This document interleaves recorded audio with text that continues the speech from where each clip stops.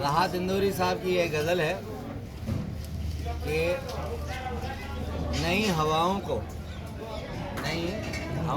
सोहबत बिगाड़ देती है। नई हवाओं को सोहबत बिगाड़ देती है, कबूतरों को खुली छत बिगाड़ देती है।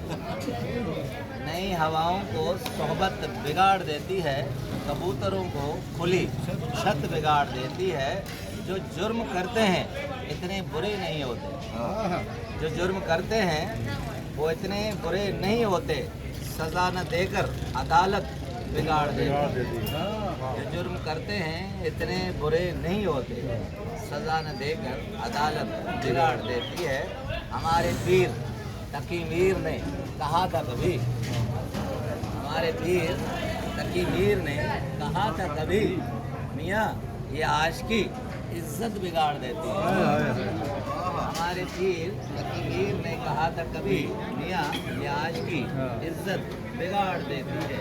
ये चलती फिरती दुकानों की तरह होते हैं, ये चलती फिरती दुकानों की तरह होते हैं। नए अमीरों को दौलत बिगाड़ देती है, नई हवाओं को सोहबत बिगाड़ देती है, कबूतरों को खुली छत बिगाड़ देती है। बहुत